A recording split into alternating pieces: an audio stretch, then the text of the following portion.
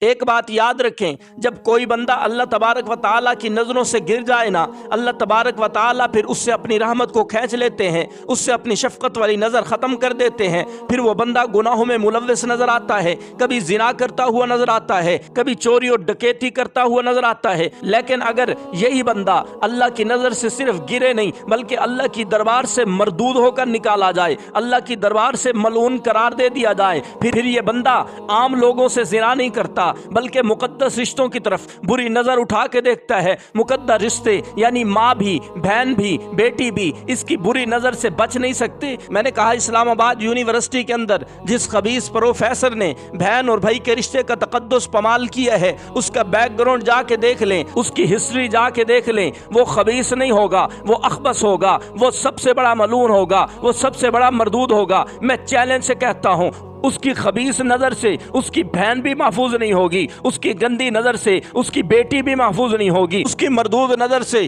اس کی ماں بھی محفوظ نہیں ہوگی، کوئی مقدس رشتہ محفوظ نہیں ہوگا۔ اس لیے تو وہ پرچے پہ لکھ رہا ہے، عام بندہ یہ سوچے تو لا حول ولا قوت الا باللہ اس کی زبان پہ جاری ہو جاتا ہے۔ پہلے تو کسی کی سوچ میں آتا نہیں، آئے بھی صحیح فوراً استغفر اللہ کہتا ہے، یہ سننا برداشت نہیں کرتا، لیکن وہ لکھ رہا ہے۔ معلوم ہوا وہ ایسا شخص ہے، اللہ اکبر کبیرہ۔ میں نے کہا دنیا کے درختوں کے اوپر جو کانٹے لگے ہوئے ہیں، یہ کانٹے کس وجہ سے ہوئے، اور پھلوں کی بیلوں کے اوپر جو کانٹے ہوتے ہیں وہ کانٹے کیوں پیدا ہوئے ہیں، اور اسی طرح پانی اکثر جگہوں پہ کڑوا ہے، یہ کڑوا کیوں ہے، میٹھا کیوں نہیں۔ جب اللہ تبارک و تعالیٰ نے دنیا کو پیدا کیا، دنیا کو پیدا کرنے کے بعد درخت دنیا میں اگائے ہیں، سارے درخت بغیر کانٹے کے تھے، جو بیلیں پھلوں کی ہیں وہ بھی بغیر کانٹے کے تھیں۔ اللہ اکبر کبیرہ، سب جگہ پہ پانی بھی میٹھا تھا۔ تو حضرت آدم علیہ السلام کا ایک بیٹا پیدا ہوتا ہے جس کا نام قابیل رکھا جاتا ہے، اس قابیل کی ایک بہن ہوتی ہے، اس کی بہن کا ایک منگیتر ہے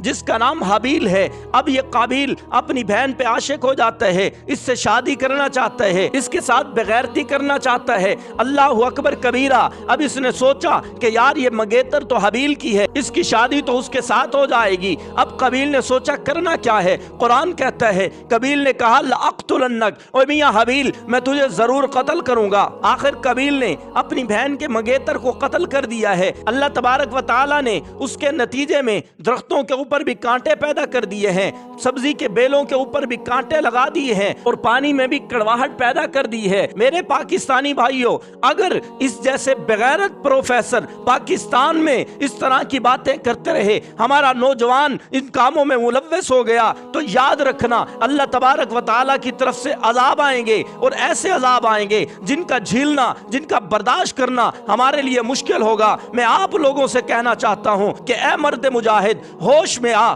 تلوار اٹھا، میدان میں آ، جوش میں آ، نعرہ تکبیر لگا، اور ان خبیثوں پہ ایسی ایمان کی ضرب لگا، یاد رکھیں ان کی نسلیں کہ کوئی مرد مجاہد آیا تھا۔